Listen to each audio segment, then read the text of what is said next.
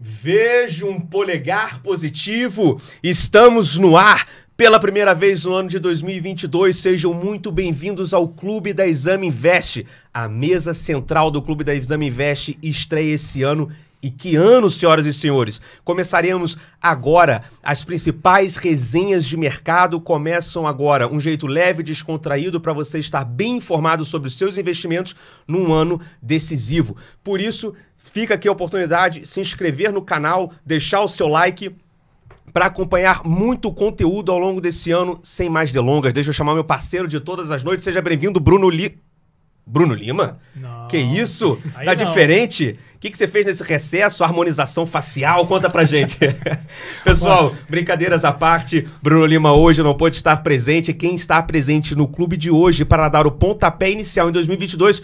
Thiago Faganello, do BTG Pactual. Seja bem-vindo, cara. Obrigado, tamo juntos. Prazer e... Não posso usar. Não, vai que dá sorte, vai. Não, prazer não, inenarrável. prazer inenarrável. Então vai né? o seu bordão agora, vai. Não, uma satisfação incomensurável, né? O Bruno Lima usa essa também. Então eu vou usar também.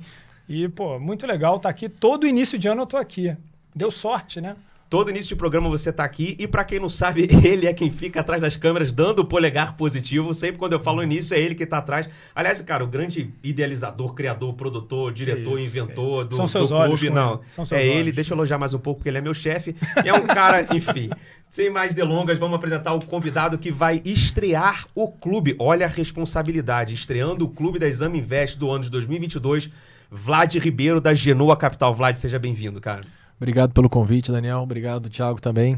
É uma honra estar aqui hoje conversando com vocês. Tá pronto para dar a resenha? Vamos lá. Inaugurar aqui o clube em 2022? Vamos lá. Tem muita coisa para falar, cara. Eleição, tranquilo. Estados Unidos subindo os juros também, tranquilo. Coisa, não. Esse é um ano bem... Tem muito evento acontecendo. Bem leve, né? A gente vai tentando enrolar, porque quase não tem assunto, né? Mentira, tem muita coisa pra gente falar, cara. A gente quer saber realmente como é que tá a sua visão para esse ano. Não só a sua visão, suas principais estratégias de investimento em bolsa. Aliás, para apresentar até mais... Formalmente, o Vlad é o gestor de bolsa da Genoa Capital. Pô, também saber da Genoa, cara. Uma asset nova que já começou com o primeiro ano com retornos fantásticos. E, aliás, estão abertas também na plataforma do BTG Pactual Digital. Depois a gente dá um endereço e deixa tudo aqui de informação para vocês. Antes da gente entrar nessa parte mais densa de conteúdo, cara, um ambiente ainda de clube, mais extrovertido. Primeiramente, que a gente gosta de perguntar, cara, quem é o Vlad no clube? O que você gosta de fazer para se desestressar, relaxar, principalmente tendo 3 filhos em casa, uns gêmeos. Então, assim, como é que você gosta de fazer para, cara, dar uma espairada, não só de mercado, às vezes se distrair? Esporte, o que você gosta de fazer?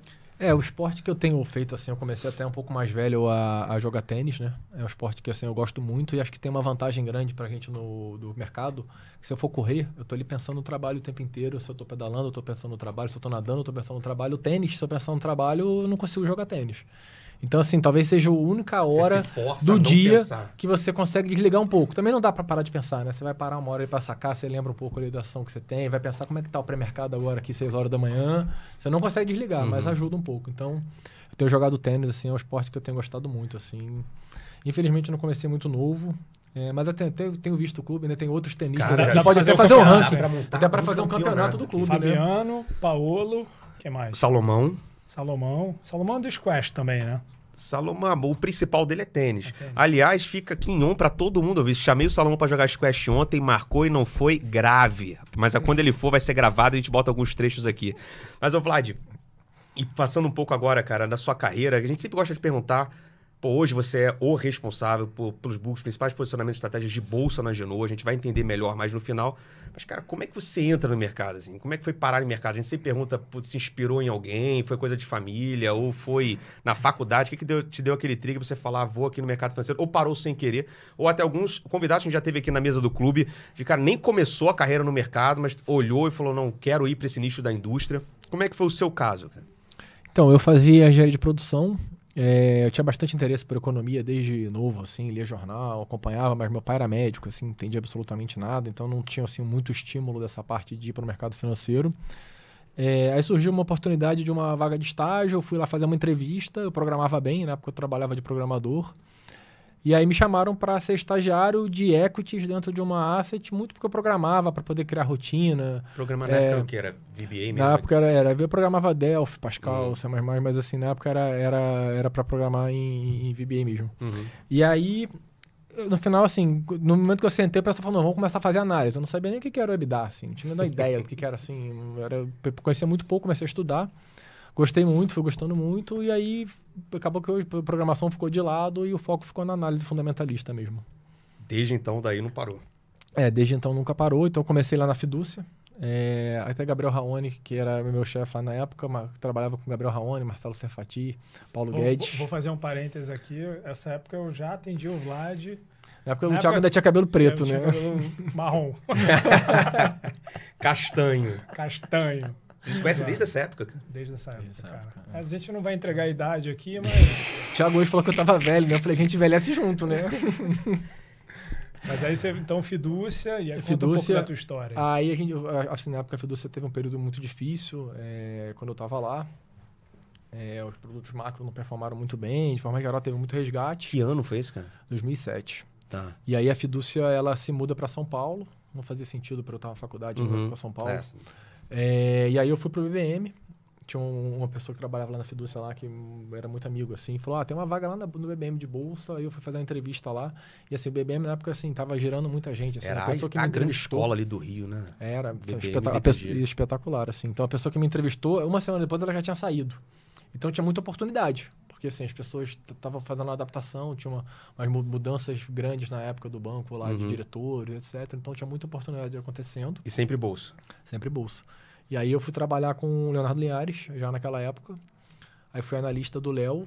Aí depois fui trabalhar como a gente chama lá de operador de bolsa, né? O Rogério chama para operador de bolsa. Então eu era gestor lá junto com o Léo, co-gestor lá junto com ele. Depois eu fui para a SPX também.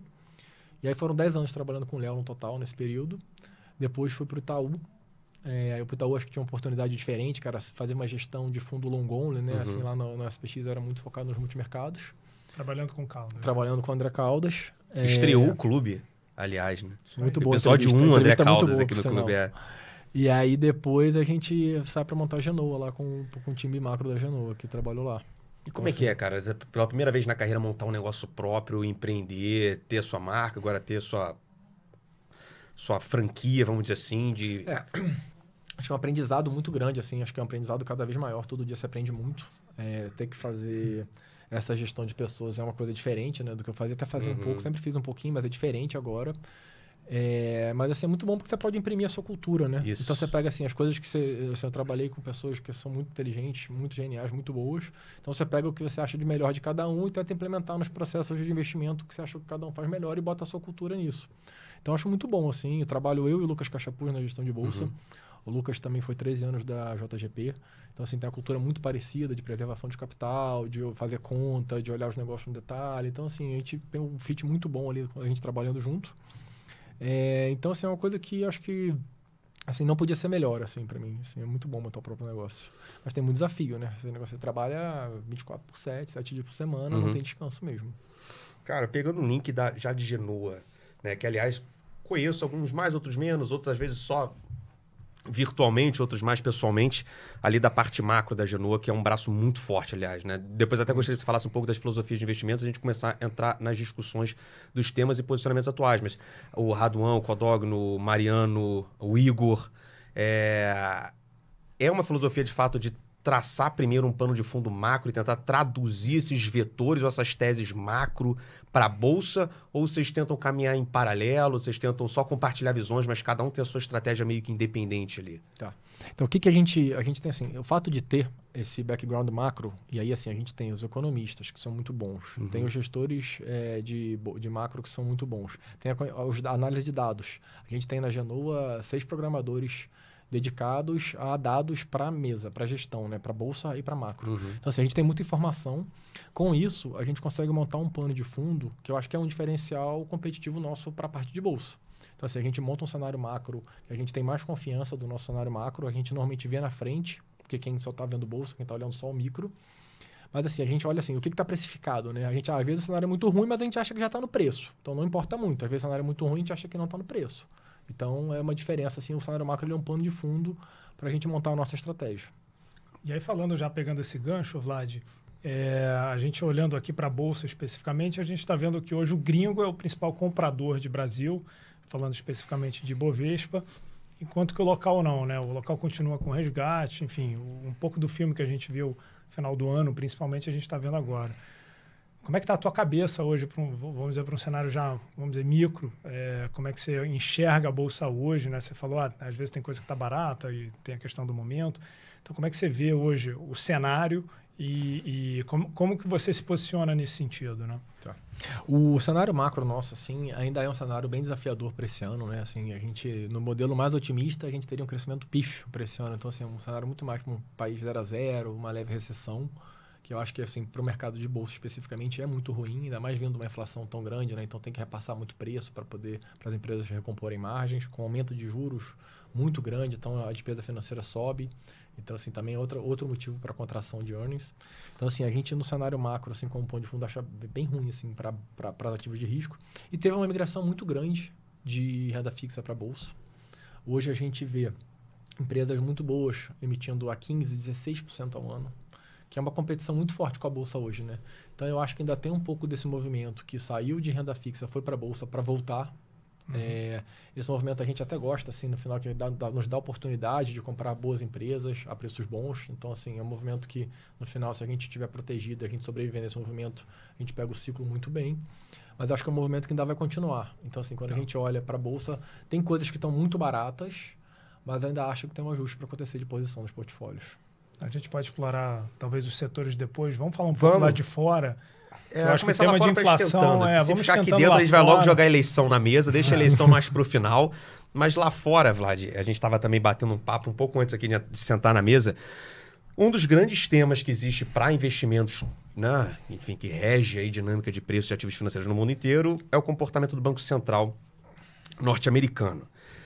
E você está falando que vocês estão, de fato, se dedicando muito a esse tema aí de normalização da política monetária nos Estados Unidos. Você acredita em realmente alguma convicção de teses, de fato, dessa normalização e os efeitos, né, que podem causar em alguns ativos, cara? Fala mais pra gente do que você está vendo esse cenário de Fed subindo juros, inflação no mundo, também inflação no Brasil, que foi um grande tema no passado, e juros Brasil também. Assim, pra gente começar 30 mil pés aqui voar, daqui a pouco a gente começa a aprofundar um pouco mais alguns temas e setores.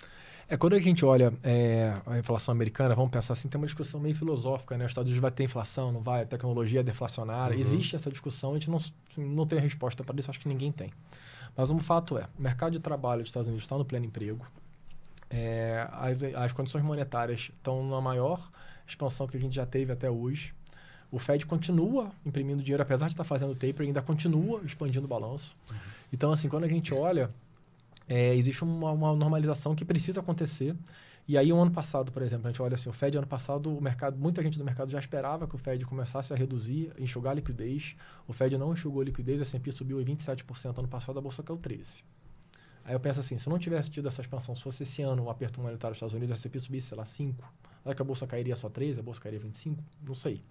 Mas eu acho que o S&P, assim, meio que até ajudou um pouco, não, assim, pelo menos ajudou não atrapalhando a gente aqui.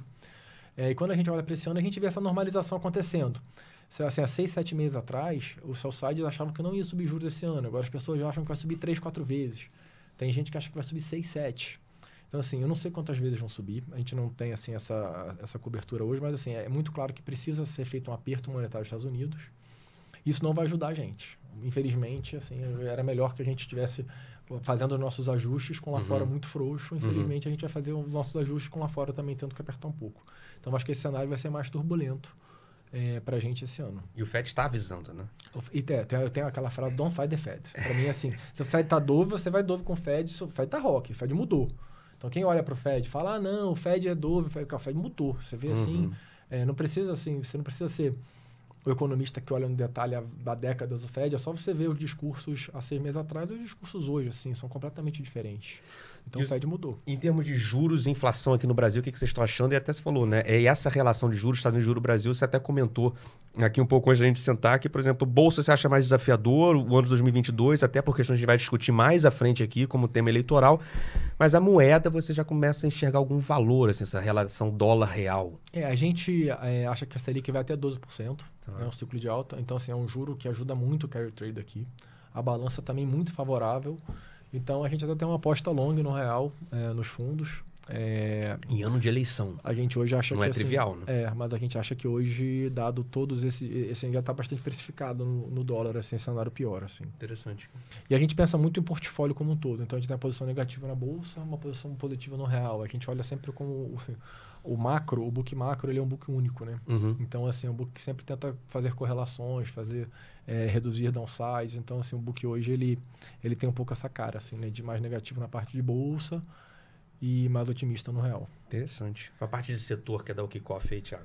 Vamos lá. Você falou, você está mais negativo em bolsa, né? Mas tem muita gente que questiona que já tem muita coisa barata, ou alguns setores baratos, né? Então, talvez se a gente pudesse começar essa parte mais micro, tentando explorar aqui talvez algum setor que você enxergue ou que a Genoa esteja mais bem posicionada hoje. Tem alguma coisa que você gosta, né? Enfim, como é que a gente pode explorar esse início aqui desse bate-bola na parte micro?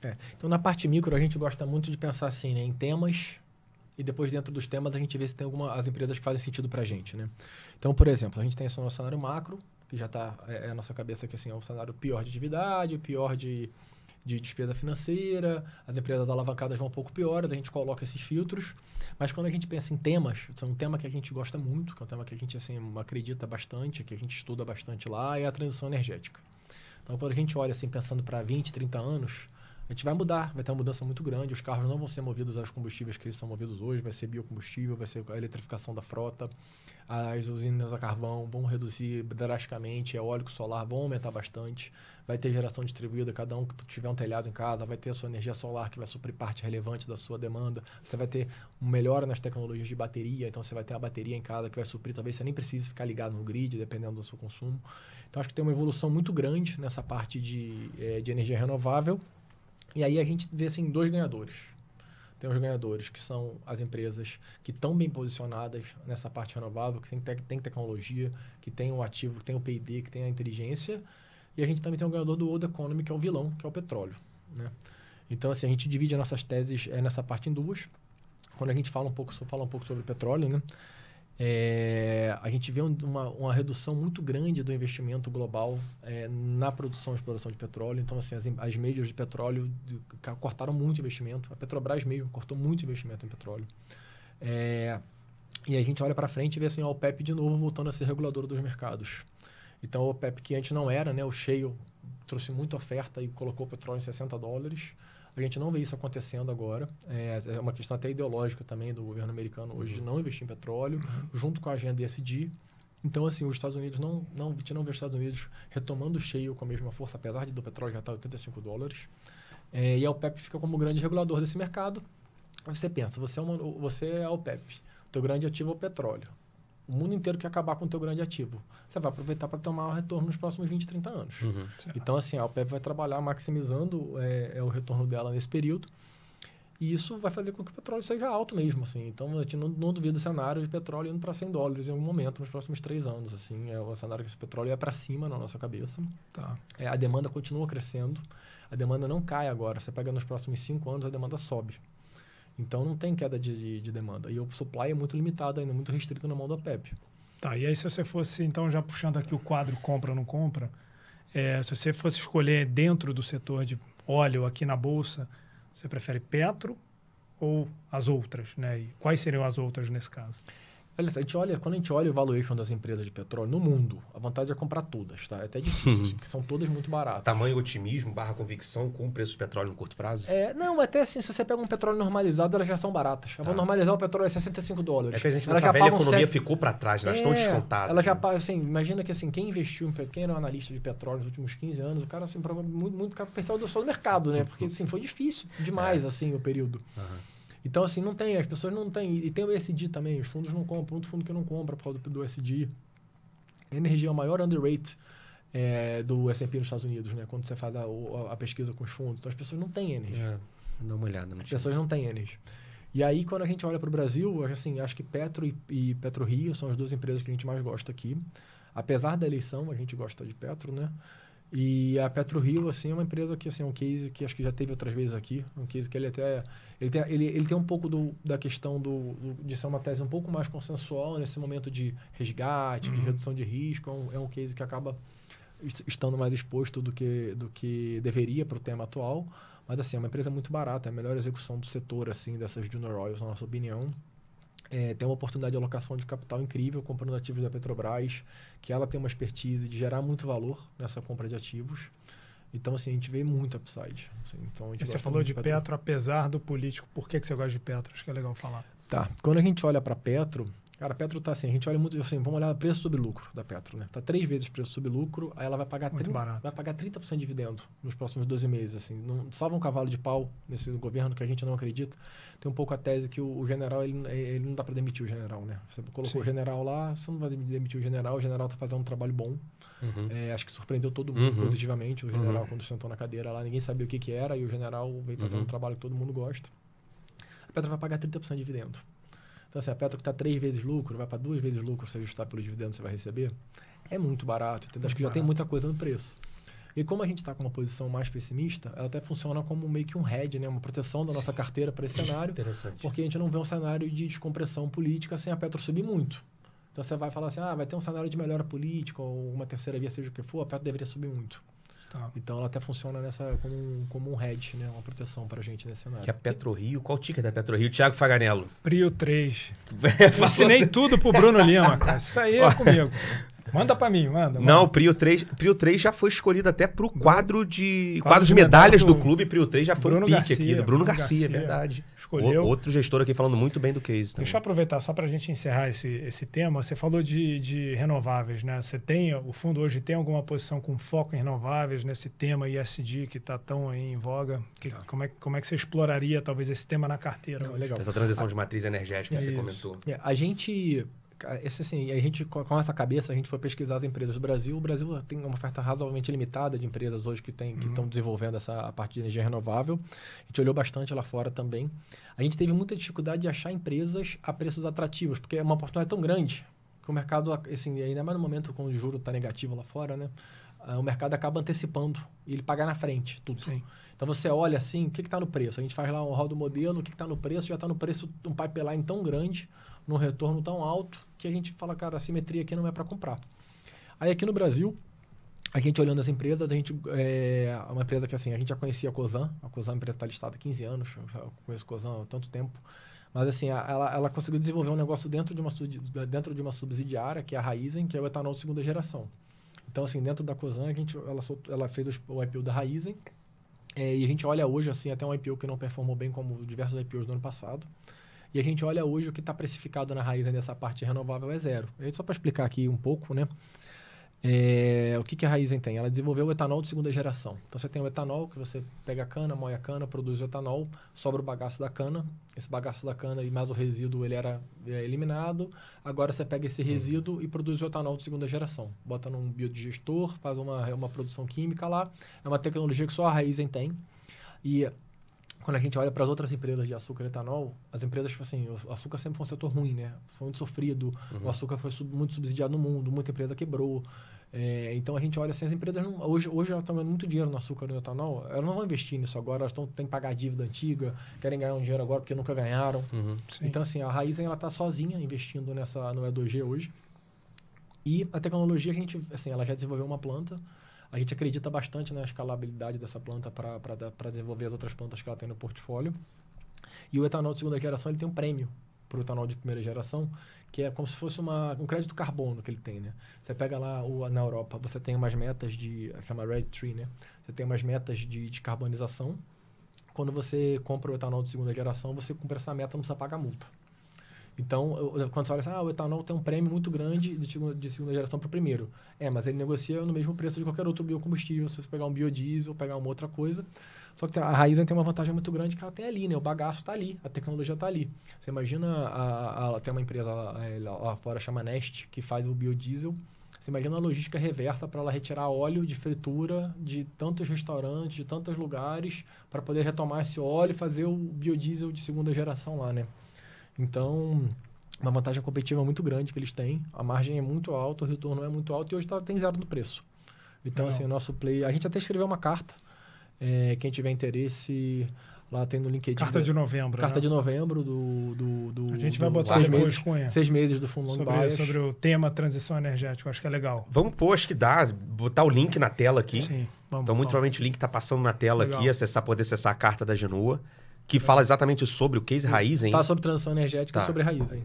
Legal. Muito bom. Para fechar o ciclo desse tema de transição energética, até me corrija se eu estiver errado, mas o interessante é que a tese micro que você expôs agora de transição de matriz energética, ela de alguma forma ela reforça a simetria macro de normalização monetária nos Estados Unidos que você estava falando, no seguinte sentido, essa transição de matriz energética no curto prazo, ela é inflacionária.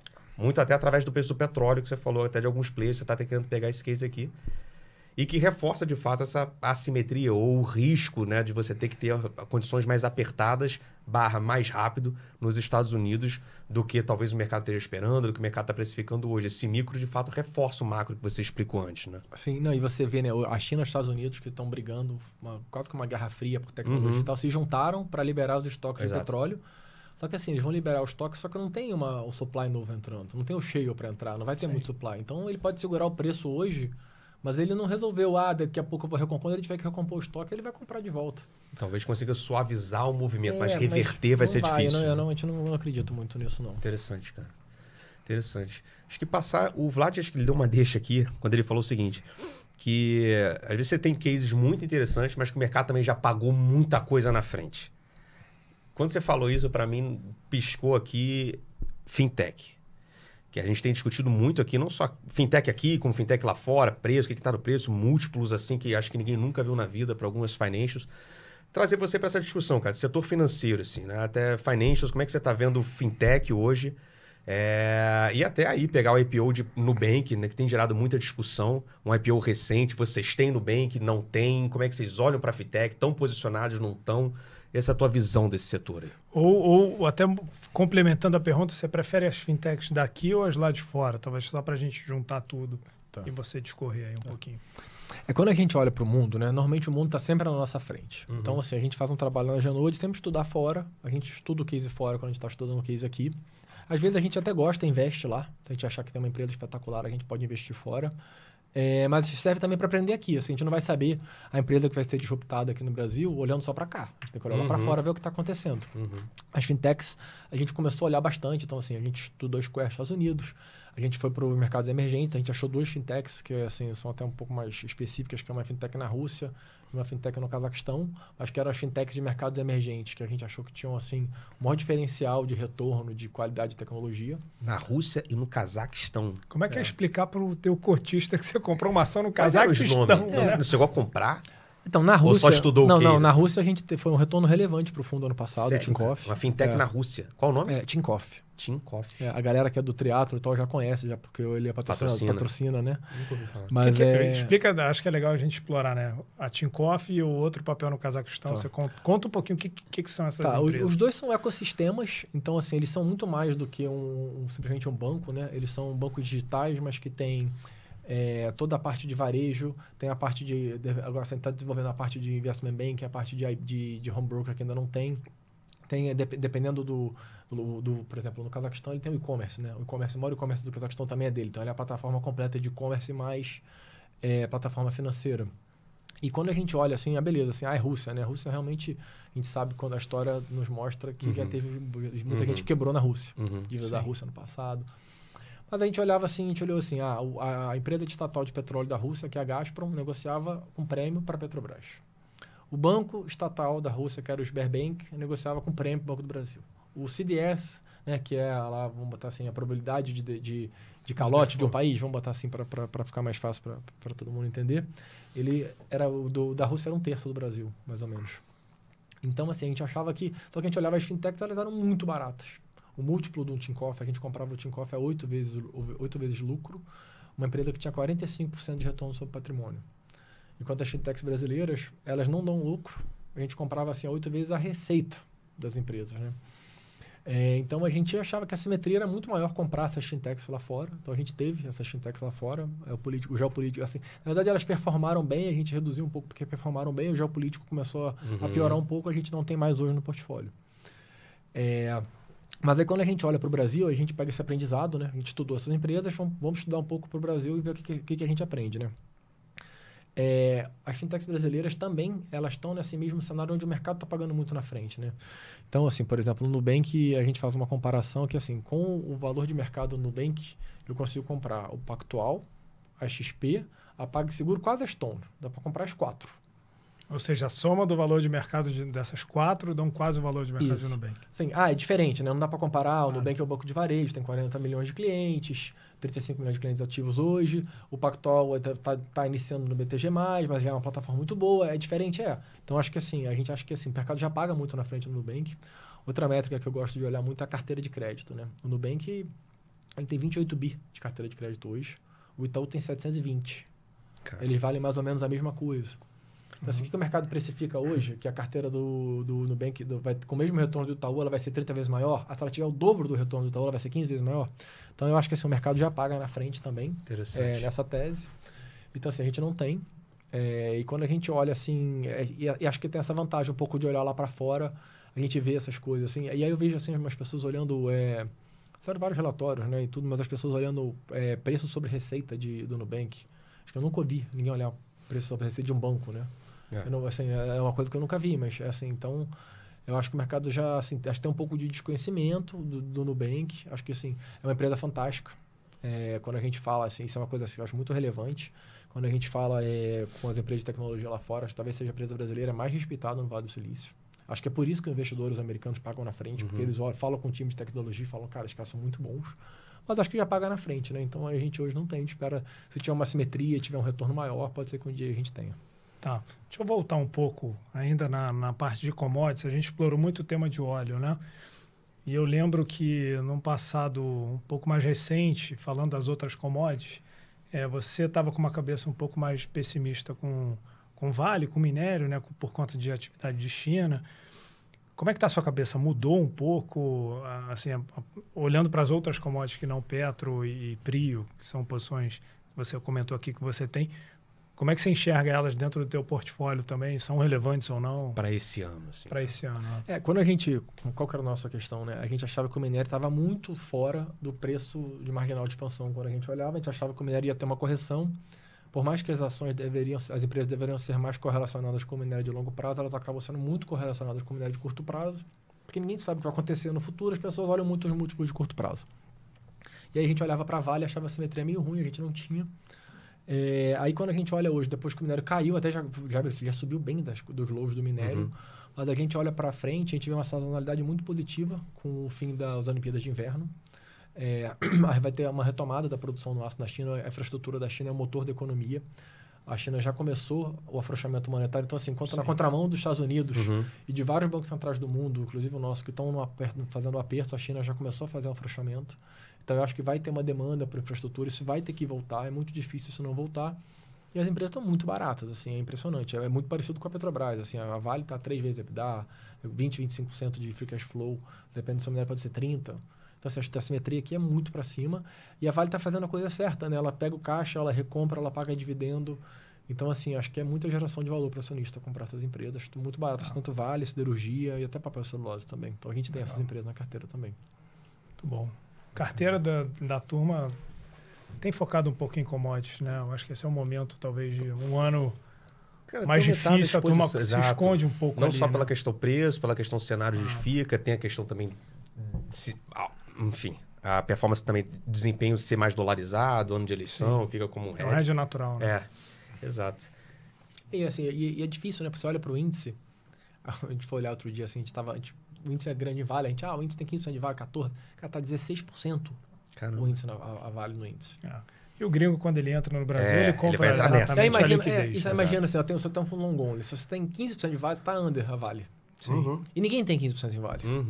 Então, assim, é difícil até fazer o catch-up com o benchmark nas commodities, né? As commodities são muito grandes no índice. Legal.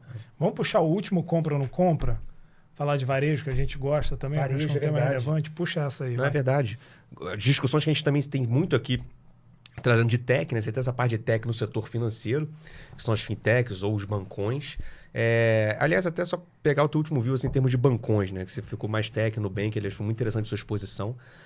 Mas depois só passa pra gente como é que você está vendo o bancão, se você vê alguma oportunidade no setor, desses bancos mais tradicionais.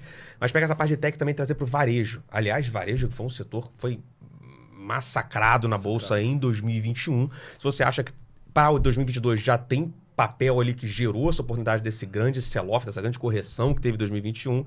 E nessa discussão de tech ou varejo mais tradicional, como é que você vê, como é que você se posiciona, se tem algum papel ali que se destaca? Então, antes, só pegando assim, os bancões mais tradicionais, se você enxerga alguma oportunidade aí. Sim, os bancões são muito baratos também, né? O valuation é muito barato. Até o Banco do Brasil mesmo, 4 ou 5 vezes lucro, o Itaú, o Bradesco, muito baratos.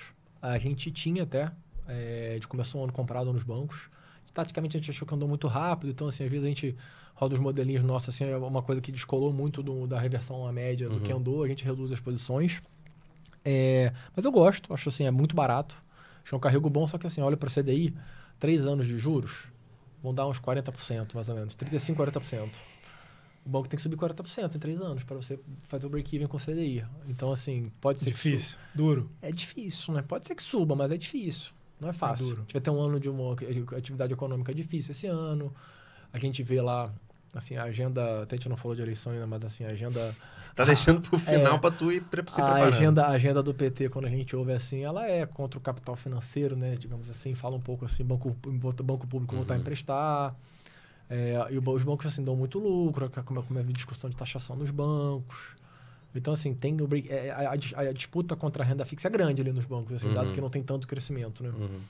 Então, a gente acha barato, mas assim, mas não tem, assim. A gente não tem hoje, mas acho muito barato. E no varejo? Físico, online, como é que tá a tua cabeça para esse ano? Depois dessa grande correção de 2021. Degringolada. Tem barganha na mesa aí? A gente tem posições relativas, tá? Especialmente no setor de e-commerce. A gente, quando olha Mercado Livre, que a gente acompanha assim, há bastante tempo, a gente contrata consultoria de dados de alta frequência, a gente acompanha a parte logística assim, com muito detalhe, como é que o cara está desenvolvendo, o que ele está investindo. A gente gosta muito, acha que assim, ele vai ser um dos vencedores, vão ficar vários pelo caminho. A Shopee chega aqui no mercado muito agressiva. Hoje, com o cliente ainda é diferente, né? Ela cria mercado, né? Ela nem, assim, ela rouba a share, mas ela cria muito mercado, porque ela coloca um produto que não estava disponível em nenhuma plataforma para vender. Sim. Porque ele vai queimando muito caixa. A empresa, ela tem lá um jogo, que é o Free Fire, não sei quem conhece, mas já ouvi falar. Tem um jogo que gera muito caixa, ele pega esse caixa e investe em e-commerce e mercado emergente. Até assim, na Ásia, o mercado emergente até já se paga. Então, ela vai investindo muito, ela tem um bolso muito grande, ela é muito agressiva. Então, ela rouba o share e cria share, né? E cria mercado. Ela vai fazendo os dois. Então, assim, a gente acha que o Mercado Livre está mais protegido pelo tipo de perfil de cliente. O cliente do Mercado Livre é um cliente mais AB. É um cliente que é mais exigente com a logística. Ele prefere um produto que seja entregue com mais rapidez na casa dele. E o Shopee, uma questão é mais preço. Então, são clientes que são diferentes. Eles ainda não se cruzaram. Mas acho que para os outros, assim, para os outros plataformas de e-commerce, acho que tem um cruzamento maior. Então, a gente tem posições relativas. A gente só tem o Mercado Livre comprado. E no varejo, a única posição que a gente tem comprado é Soma. É uma empresa que a gente tem desde o IPO. Às vezes a gente tem uma posição maior, às vezes a gente tem menor. Mas também é uma empresa que é muito focada na classe A, que é menos volátil na economia para um ano difícil como esse ano a gente acha que vai ser para a economia. E assim, eles compraram a Hering, a gente acredita muito na capacidade de execução, do turnaround, é uma empresa muito barata. Quais outras marcas que estão debaixo da Soma também? As principais marcas da Soma, né, são a Farm Animale, e ela comprou a NV, que é uma marca digital que é um fenômeno, assim, foi uma aquisição pós-IPO, já com o uso do recurso do IPO. Muito barato. Foi uma aquisição fantástica, assim, é um produto assim, espetacular, cresce muito. E tem a Farm Internacional, que é a joia da coroa lá, escondida, assim, que era uma... Assim, sempre teve um desejo nessa questão da roupa brasileira lá fora, da roupa da estampa, e eles conseguiram encaixar o produto lá fora. E é raro uma empresa brasileira que consegue ter sucesso lá fora, principalmente nessa parte de vestuário. Várias tentam, né, e não conseguem. Eles estão indo muito bem. Já é uma parte relevante do crescimento da empresa, essa Farm Internacional. Então, é outro case que a gente gosta bastante também. Tá calor aqui hoje, né? Verão, calor. Te lembra o quê, Thiago Ranello? Aquele momento... Deu ruim? Deu ruim. Vou beber uma água aqui. Bebe aí, pensa. Falou calor, já deu um gole aqui, cara. Porque esse é aquele momento que você passou aquele calor. Aquele calor no mercado. Que trouxe algum aprendizado. Conta pra gente. Aquela ação que te deu a suadeira. Ação, setor. E que você teve que estopar, você teve que vender, você teve que assumir, ó, tava errado, errei. O cara é pai de 3. É aquele momento que a criança chora. E a mãe nem o pai escuta. O momento deu ruim, Vlad. Eu acho que assim, o maior aprendizado, assim, meu, e acho que o momento mais difícil é sempre a iliquidez, a small cap, assim. Quando você tá errado no tamanho para a liquidez, e assim, a liquidez, ela some, né? Às vezes você planeja uma liquidez, quando você erra o plano daquela liquidez, a liquidez desaparece, você não, vai dar errado, você não consegue sair. Caralho. E aí, realmente, é muito doloroso, porque você, assim, às vezes você demora dias para zerar uma posição, enquanto era a posição para você zerar em um dia, você demora 5. Sim. E você vai destruindo para zerar, que mudou o cenário, então você tem que vender mesmo. Não faz sentido essa questão, não vou realizar a perda, né? Mas se o cenário mudou, você tem que mudar o cenário, não tem muito o que fazer. Foi muito o que a gente viu agora, né? Esse final de ano, né? E aí, até assim, esse é um momento que, assim, de vez em quando, acho que o mercado todo se vê preso, acontece, a gente tenta evitar e a gente às vezes não consegue também. Então, acho que a liquidez, assim, é a coisa mais dolorosa, na minha opinião. Acho que, assim, tem que buscar sempre estar o mais líquido possível. Aí, liquidez tem que ajustar muito o tamanho, tem que ser muito criterioso um tamanho de posição líquida no portfólio. Mas dito isso, como é que você olha, não olha? Quanto tempo você dedica assim, para as small caps, aquelas ações que de fato não tem tanto volume na bolsa, as ações que liquidez seria um issue, um custo assim, para você ter na sua carteira? Olha, se dedica, costuma ter, não tem? Como é que você ajusta esse fator liquidez, mas vis-à-vis também preço e oportunidade de investimento? A gente tem um universo de cobertura na Genoa, que a gente definiu bem quais são as empresas no Brasil, fora do Brasil, que a gente quer ter o tipo de cobertura. Essa cobertura que é ultra profunda, uma cobertura profunda, uma cobertura básica, que às vezes é uma cobertura para entender a comparação com a empresa que é a competidora dela, que é a profunda, que a gente cobre, ou que a gente acha que em algum momento ela pode virar uma cobertura mais profunda. Então a gente faz a gente faz dedicações diferentes ao tipo de empresa. Algumas small caps a gente gosta estrategicamente, são empresas que a gente fala, cara, essa empresa aqui, ela é small cap, mas ela é muito boa, ela é estratégica. A gente coloca no nosso universo de cobertura e a gente estuda, então pode ser um momento que bata um preço muito assimétrico, a gente vai ter um tamanho condizente com a liquidez dela, ou serve para a gente entender alguma outra empresa maior no setor. Então a gente dedica algum tempo, não dedica muito tempo, mas a gente, eu diria que, sei lá, talvez a gente dedique... Pode ser que em alguns momentos a gente dedique 100% do tempo do time, tá? Você imagina que a gente tem um cenário de estresse assim no Brasil, a primeira linha a gente já recuperou, andou muito, a segunda linha a gente acha que está muito para trás, a gente já viu isso em outros ciclos, a gente vai dedicar mais tempo às small caps. Mas a gente tenta fazer assim, as small caps de qualidade, porque tem muito small cap ruim, né? Tem small cap que sobe assim, uma cobertura de short, mas a empresa é ruim. Aí o próprio controlador vende. Às vezes a gente vê assim, às vezes o small cap subiu 300%, tá assim, uma maluquice, o controlador tá lá vendendo a small cap lá e o mercado tá lá comprando. Então a gente tenta evitar um pouco as empresas de pior qualidade, igual a de small cap, que a gente acha que é estratégica, que tem valor de qualidade. Interessante. Tá bom, tá. Aprendizado aí. Operar exato. no tamanho certo em coisa líquida. Porque quando o cenário vira, quer sair, a porta é estreita, dá angústia, cara. Dá ansiedade. E a Bolsa Brasileira, ela tem uma quebra de padrão de vol, né? Então, assim, lá fora, você fala assim, a vol brasileira não é tão diferente da vol lá de fora, a vol média, só que a quebra de padrão de vol aqui, ela é muito alta, né? Então, assim, várias vezes você quebra a vol aqui, o padrão de vol, e as small caps quebram um padrão muito maior. Então, assim, realmente é bem mais difícil, eu acho, assim. E aí tem muito fundo que tem um passivo de curto prazo, passivo que não, às vezes é um passivo de 30 dias, um passivo que não é tão bom, e faz um investimento no mesmo cap para 5 anos. Aí quando o mercado vira, você não tem muito o que fazer. O cliente vai pedir o dinheiro de volta, você vai ter que zerar a small cap e não tem saída. Então, assim, custa muito caro para o teu cotista. Né? Interessante. Fica o aprendizado. A gente não falou de eleição, exato, né? mas é aqui, deixa, exatamente. Estamos chegando mais no final, né? Vamos falar do assunto. É só falar desse pequeno assunto. Moda. 2022, eleição, Vlad. Agora, primeiro começar assim, sinceramente, com uma visão geral. Como a Genoa está vendo, ou como você entende que o mercado, vai no sentido mais agregado, está enxergando essa eleição, está enxergando essa polaridade. E aí pode entrar em tudo, cara. Probabilidade que você acha que o mercado está dando, o que vocês dão aí para a terceira via, para o segundo turno. Probabilidade, como é que está a distribuição de probabilidades aí para os cenários pós-eleição, de quem ganha, o que você acha que pode acontecer ou não. Para a gente dar esse pontapé aqui nessa discussão de eleição. Também acho que no final, muita gente quer entender assim, que setores evitar, que setores acompanhar de perto, porque costuma dar chance em estresses eleitorais, então ficar de perto, o pessoal também cobra muito isso da gente. Assim. Tá. Se gestor de bolsa falar de eleição é pedir para errar, né? O que a gente vai falar aqui, mas... Erra, sai no clube, cara, fica à vontade. É difícil, né? Eleição, mercado financeiro, assim, sempre erra. Mas assim, é uma eleição que acho que a gente vê ela muito polarizada entre dois candidatos que não são candidatos assim. Terceira via realmente... Acho que é muito... Assim, pode acontecer, né? Eleição política, tudo pode acontecer. Hoje a gente não vê ainda acontecendo. No Brasil tudo pode acontecer, literalmente. Inclusive nada. É isso. Esse que é o ponto. Aí dois candidatos... Assim, eu tenho uma coisa, né? O Lula, quando ele, em outubro de 2018, que ele estava preso, na véspera do Bolsonaro ser eleito, então a pesquisa do Datafolha, ele tinha 39% dos votos. Então, assim, é difícil tirar a eleição da mão do Lula, né? A eleição, assim, ele preso tinha 39, mas ele solto já está 45. Então, assim, é uma eleição que eu acho que ele vai ter uma força muito grande. Acho que existe uma vontade das pessoas e falar assim, não, o Lula vai ser um pró-mercado, o Lula foi bom comprar. Mas, assim, até agora a gente não viu esses sinais ainda. A gente vê muito essa parte de aumento de gasto público, aumento de banco público aumentando o crédito. Há 3 semanas atrás, ninguém nunca ia pensar em revogar a reforma trabalhista. E a gente está falando em revogar a reforma trabalhista. Então, eu acho que vai ser assim, acho que o Lula, o Congresso não vai ser um Congresso à esquerda, provavelmente vai ser um Congresso mais centro-direita. Não é tão fácil fazer essas coisas, mas eu não acho que vai ser uma coisa tão simples. Então, nessa parte da eleição, a gente não vê como assim hoje uma coisa que pode ajudar os nossos cenários. Tá. Uma coisa que tende a manter a visibilidade aí mais turva, de fato. E aí, assim, o que ficar de olho, né? Assim, acho que as estatais, assim, é sempre para ficar de olho.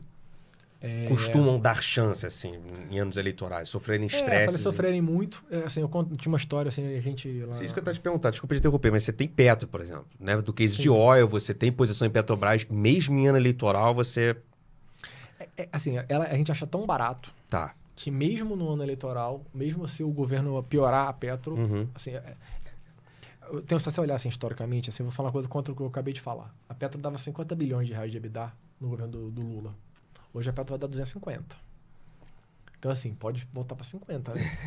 Assim, pode aumentar o gasto, pode aumentar, assim, mas assim, eu acho que é difícil hoje, até com lei das SA, assim, não é tão fácil que você coloca... Você tem lei de estatais hoje muito mais forte. Você consiga... lei das estatais, desculpa. Você consiga piorar, assim, a empresa, assim, não acredito tanto. Mas, assim, ela é tão barata que eu acho que é muito assimétrico. E o nosso portfólio casa muito bem. A gente está com o portfólio mais negativo. Imagina ver a terceira via, o Dória começa a despontar na eleição, a Petrobras vai subir 100%, a gente vai estar com posição em Petrobras, que vai nos proteger bem, a gente vai ganhar dinheiro nesse cenário. Perfeito. Tá bom. Tá bom. Isso. Eu ia perguntar mais alguma coisa de eleição, cara. Mas daqui a pouco Você compra hoje... Vamos lá, a turma que está comprada, vamos dizer, a turma que comprou o bolso ano passado, está aguentando esse calor... Você acha que, obviamente, a gente vai ter muita avó, né? Muito cenário, muita coisa pode acontecer. Mas olhando pós-eleição, o final do ano, vamos assumir que a gente acordou em dezembro de 2022. Você acha que a Bolsa hoje vai estar numa situação ou num patamar maior ou menor do que os 106 mil pontos, mais ou menos onde a gente está hoje?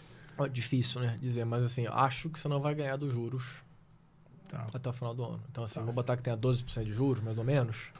Então, assim, a Bolsa não vai estar acima de 120 mil. Juntando com a primeira pergunta que o Faga fez aqui, que o Thiago Faganello te fez, cara. Desse esquema, desse ciclo de resgates que a gente está vendo muito em fundos de renda variável, fundos de bolsa, indo para renda fixa. Pelo que você falou agora, assim, só provocando, ainda é um ano que ainda vai jogar um pouco contra assim, esses resgates, que os gringos estão entrando. Se você pega o acumulado até do ano, as primeiras semanas, os gringos estão entrando, mas muito na saída dos locais, indo para esses fundos mais de renda fixa. Você acha que esse ano, então, essa dinâmica não deveria se reverter? Acho que não. E é um movimento cruel, né? Você olha a Bolsa no ano, né? Você pega, assim, os papéis que os gringos compram, né? B3, bancos... Petro, Vale, elas estão subindo e os papéis que os locais têm, eles estão caindo 10. Assim, um sobe 10, outro cai 15. O ano acabou de começar. Parece que já... Você olha assim, as performances nessas primeiras semanas do ano, parece que já passou um ano. Quando você fala, a Petro, sei lá, sobe 10, outro papel cai 15. Mas, na verdade, assim, tem 10 dias, né? 15 dias. Então, acho que vai ser um período bem desafiador ainda esse ano. Acho que tem um ajuste nos portfólios para acontecer. E a gente está se posicionado para esse ajuste ainda na nossa carteira. E eles têm se posicionado bem, né? Porque eles escaparam aí nesse final de ano, principalmente. Depois explica só pra gente em off, pra não espalhar muito qual o segredo da Genoa, porque os retornos estão bem atraentes. Mas pra quem quiser, entra lá genoacapital.com.br, se não me engano. Vlad, mas só pra terminar esse ponto de eleição, lembrei que eu ia perguntar. Né? Os setores, geralmente, pra quem ainda, cara, mesmo assim eu carrego na minha carteira, tem uma parte de renda variável, ou até muita gente tá começando a aprender investimentos, a aprender bolsa. Então quer ter a pele em jogo, quer ter lá os seus papéis, quer ter a sua carteira. Setores que historicamente costumam ser defensivos, né, e até para esse cenário desafiador que você está colocando de bolsa, não só no macro, mas também no micro, de resgates, etc., ano eleitoral, costuma ser o setor elétrico. E aqui em off, que a gente conhece o Vlad há muito tempo, você já foi assim, o grande, já teve o chapéu nos fundos, que já passou o chapéu de ser o especialista de setor elétrico. Você tem alguma visão? É um setor que você recomenda como defensivo para o ano eleitoral? O que você está achando do setor elétrico hoje na bolsa? Pegar esse teu background, assim, já chapéu de analista. Chapéu agora, de analista de setor elétrico. Assim, falar de setor elétrico. O setor elétrico, assim como os bancos, por exemplo, eles têm um valuation muito barato, assim, o valuation parece descontado, assim, olha, IRR, né? O mercado olha muito de olhar a taxa interna de retorno, que é pegar o fluxo futuro, ver qual que é a taxa de desconto que daquele fluxo dá zero e fala assim, eu vou ganhar 10% real ao ano se eu comprar isso aqui e acontecer o que eu espero. Então, as pessoas, elas, assim, os setores, eles têm uma taxa interna de retorno razoavelmente elevada, quando a gente olha as empresas hoje. Só que assim, o que eu olho, né? Eu lembro assim, quando comecei a carreira, eu tinha que ir em Brasília uma vez por mês, a cada 15 dias. Os diretores da ANEEL me conheciam, eu conhecia o procurador-geral da ANEEL, eu conversava com eles. Eu estava comprado numa empresa, aí vinha uma canetada lá, a gente ia lá conversar, falar, cara, não dá para fazer isso, vai acabar o investimento do setor. Até o dia que teve a MP 579, eles não voltaram atrás. Até então, eles sempre voltavam atrás. Assim, eu já li notas técnicas lá que foram publicadas, assim, públicas de audiência pública, que era uma tragédia. Você olhava assim e falava, cara, não acredito que estão fazendo isso. Depois eles voltavam atrás. Então, assim, mas era muito ruído, era muito trabalho. Quando eu olho hoje, assim, nos últimos 5 anos, assim, não teve reunião com a ANEEL, tem uma reunião ou outra, as pessoas não se dedicam. Eu não fui para o Brasil nenhuma vez tratar isso, fui lá discutir saneamento lá um monte de vezes, mas não fui nenhuma vez discutir setor elétrico. Então, eu acho que isso vai voltar. A assimetria regulatória acho que vai ser pior do que as pessoas têm nos cenários bases dela. Assim, as empresas estão ganhando muito dinheiro, os retornos estão muito altos. Interessante. E eu acho que assim, a vida vai ser mais dura. Então eu não gosto do setor. Acho que o setor regulado, um ano de eleição. Acho que daqui a pouco assim, começar assim, tem vencimento de concessões de distribuição para acontecer para frente. A gente não sabe se esse vencimento vai ser oneroso, como é que vai ser isso. Então, eu acho que, assim, é um cenário que pode mudar regulatoriamente. Eu não acho que a simetria é muito boa, apesar... E não tem tanto crescimento, né? A gente olha para o setor hoje, o setor ele já não tem tanto crescimento, as empresas já estão grandes. Os crescimentos, quando a gente vê o crescimento em eólico, em renovável, o retorno é muito baixo. A gente não vê bons retornos nos investimentos, os retornos são, assim, marginalmente menores do que recomprar as próprias ações. Assimetria regulatória interessante. Então, vou fazer um spoiler aqui. O Vlad falou de MP 579, que foi, acho que, um grande call dele na carreira, como analista Short, na época. no caso, né? De elétricas. Foi um call que o Fabiano Custódio também comentou aqui no episódio 6. Putz, cara. Acho que é 6. 5 ou 6.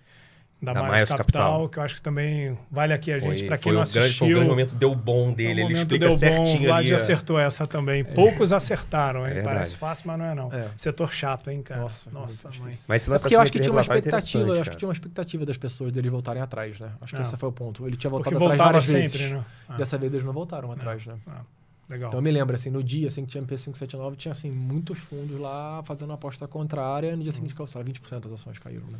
Cara, só para terminar assim, esse setor defensivo e ano eleitoral, você ouviu sobre o setor de saúde, e aí se já quiser emendar também com o seu pique para o quadro de medalhas do clube. Só para explicar como é que funciona, o Bruno Lima odeia esse nome, ainda bem que ele não está aqui, senão ele ia soltar algo, ele ia resmungar aqui no meu canto. Quadro de medalhas do clube, todo gestor, cara, todo mundo que passa aqui na mesa, a gente pega, obviamente, para brincar, uma gincana saudável, até porque eu sei que isso é extremamente ingrato para um gestor, que é formar carteiras, posicionar assimetrias de investimentos, ter que escolher uma ação é ingrato, mas é uma brincadeira, uma ação para os próximos 3 meses, e aí depois a gente divulga o ranking aqui de cada gestor que passou aqui pelo clube, como é que tá. Já divulgou alguma vez? Ainda não, para criar expectativa para os membros do clube, mas a gente já vai divulgar. 3 meses ainda, né? Virou 3 meses agora. A gente tá voltando do recesso, mas a gente vai fazer o ranking, todo mundo vai saber quem tá no top 3 aqui, todo mundo já passou no clube e quais os papéis. Ó, cobre o Bruno Lima, hein? Ele vai estar aqui nessa cadeira, a gente vai. Culpa do Bruno Lima, a gente bota a culpa de quem não tá aqui. E eu não teve reclamação do nome, porque quem deu o nome fui eu, quadro de medalhas. Eu tentei avisar o Bruno. É isso. Agora o Bruno sabe. Então é bom. Acho que a partir de agora ele para de reclamar. Quadro de medalhas do clube. Então, Vlad, esse setor ainda defensivo para o Litoral, o que você acha do setor de saúde? E aí já termina também falando qual é o seu pique, qual é a sua escolha para o quadro de medalhas do clube. A gente gosta do setor de saúde, é um setor que, assim, não tem, quando a gente olha para o crescimento de longo prazo, né, é um crescimento não tem muito jeito, né? Envelhecimento da população, aumento do gasto da população com saúde. Então, assim, é um setor que tem essa parte de crescimento que não tem muito jeito. E quando a gente olha para as empresas no Brasil, a gente olha a Intermédica e Rapvida, né? Vou explicar um pouco, são 2 empresas verticalizadas. Então, assim, a empresa ela vende os planos de saúde e ela tem a rede credenciada para uma parte, algumas... Assim, a Rapvida até é mais verticalizada que a Intermédica, mas assim, elas têm o hospital, a rede própria. Então, ela tem muito controle da sinistralidade, muito controle sem aquele exame excessivo, né? A gente sabe, às vezes vai no hospital, acaba fazendo mais exames do que deveria, tem um conflito ali do médico, do hospital, dependendo de onde vai. Assim, eles controlam muito bem a sinistralidade. Começa um paciente a ter um problema, eles já vão lá, fazem uma inteligência, tem um programa de inteligência artificial, já começa a acompanhar, falando, esse paciente é diabético. Começa a acompanhar o paciente, ele está tomando remédio, não está, então fica em cima do paciente, ele não vai ter as comorbidades de um diabético tem, vai onerar muito menos daqui a 20 anos, daqui a 15 anos esse plano de saúde do que um diabético que não cuidou daquele problema que ele teve. Então, assim, é uma empresa que eles fazem um trabalho muito bem feito e elas se fundiram. A Rapvida Intermédia acabou de aprovar no CAD, fevereiro agora deve juntar as ações. Então, assim, a gente olha essa empresa, as 2 empresas somadas, assim, elas são empresas com múltiplo relativamente barato aí, acho que esse ano ainda vai ser um ano difícil para o do Omicron, não vai facilitar tanto a vida deles, mas é uma empresa que a gente olha para 2023 já com um PI aí de 20 vezes, sem sinergias. Quando a gente coloca as sinergias, então o múltiplo fica mais baixo ainda. Então, eu acho que essa sim, é uma empresa que é um setor que a gente gosta muito, é um setor que a gente vê como vencedor. E acho que se eu fosse botar como top pick, eu acho que eu escolheria talvez a PetroRio, mas já que já foi escolhida pelo Bruno Garcia, eu vou na Intermédica. E acho que Intermédica só. É GNDI 3. GNDI 3. Pô, eu ia perguntar pro Faga, você salvou ele. Eu tinha certeza que ele ia errar isso. Faga, qual é? Eu tinha certeza que ele ia errar. Então vou falar o de Rapvida aqui também, tá? Fala. HAPV 3. E o de Intermédica? GNDI 3. Aulas. Pecado. Tá vendo, Bruno? É com Intermédica que você olha... O Bruno vai voltar com uma responsabilidade muito grande. Muito grande, cara. Olha, se ele der mole, eu roubo esse lugar dele. Bruno Lima. Bruno Lima. Vai vivendo um momento dramático, Bruno Lima. Vive um drama. Vive um drama, Bruno Lima. Esse é o teu pique, então, Intermédica. GNDI 3. Faltou um quadro. Qual? Por último, mas não menos importante, Faga, o que todo mundo passa aqui no clube tem que dar uma dica aqui? Ô, Vlad, o negócio é o seguinte, o pessoal gosta de dar dica de livro, mas nem todo mundo tem tempo ou gosta de ler, vamos dizer, no tempo como a gente está no clube. Né? E no clube a galera quer a resenha. Então vamos falar do momento... Streaming, Netflix. Série. O que você costuma ver? Tem algo que você indica? O que você costuma ver? Recomenda aí alguma série pro público aí. Tem 3 filhos, né? Mundo Bita. Mundo Bita, Baby Shark. Vai fazer 3 anos e mais um bebê de 2 meses. Então, assim, a parte do Netflix tá difícil. Mas eu acho que uma série que eu gostei bastante é aquela Untold. Tem vários documentários ali dentro do Untold. E tem um do Marty Fish, que é o Fish versus Federer, né? Eu não conhecia a história. E aí... Acho que fazer um spoilerzinho aqui rápido, né? Mas é basicamente o Marty Fish, ele era o tenista número 2 dos Estados Unidos. Ele sempre perdia pro Andy Murray, que era o tenista número 1. E aí ele resolveu focar, porque ele era um tenista indisciplinado. Ele resolveu focar, perdeu, 15, 20 quilos. Parou de beber, parou de sair com os amigos. Ele resolveu focar. E ele começou a ganhar. Todo mundo ganhou do Andy Murray. Foi o número 1 dos Estados Unidos. Ficou no top 10 do mundo. Top 7 do mundo até. Uhum. E aí depois não queria fazer muito spoiler do que acontece, mas acho que é bem interessante assim, essa parte para ver como é que a parte emocional é muito importante, tem muito a ver com o investimento, a gente faz muito paralelo com o investimento, cara. Porque a gente sofre muito, né? A gente erra, porque a gente acerta e erra. E aí esse paralelo do sofrimento quando você está errado, às vezes você está certo, você acha que está errado, o mercado te testa, então você tem que checar o tempo inteiro. E às vezes a inteligência emocional é às vezes mais importante do que acertar o case. Se acerta o case, não tem inteligência emocional e você acaba não conseguindo carregar aquela posição. Pô, bacana. Vendeu bem a série, quero ver, cara. Vendeu. Untold, Federer vs Fish. Untold, Federer vs Fish. Muito bom. Registrada a dica. Ficamos aqui no primeiro episódio de 2022. Pessoal, a gente espera que ao longo desse ano, toda semana, a gente se encontra aqui. Um ano muito importante para a tomada de decisão de investimento de todos vocês. Então, fica o nosso compromisso de tentar, através de uma conversa leve e descontraída, sempre trazer aqui um gestor, uma pessoa renomada do mercado financeiro para compartilhar conteúdo com todos vocês. Fica o convite, se inscreva no canal, deixa o seu like. E se tem sempre mais alguma coisa que eu esqueço, o Bruno Lima nessa hora me salva. Eu não sou o Bruno, então encerramos por aqui. Vlad, Genoa Capital, muito obrigado, cara. Sucesso em sua empreitada lá junto com o time. Fica o nosso reforço aqui para conhecer genoacapital.com.br, acessar a carta de novembro da transição de matriz energética e saber que as lâminas da Genoa e os aportes, os investimentos da Genoa podem ser feitos também através do BTG Pactual Digital. Fica o convite aqui para todo mundo que está nos assistindo. Vlad, um grande abraço. Faga, que honra. Tamo junto. Pessoal, obrigado, gente. Um grande abraço. Obrigado, 2022, tamo junto. Até a próxima.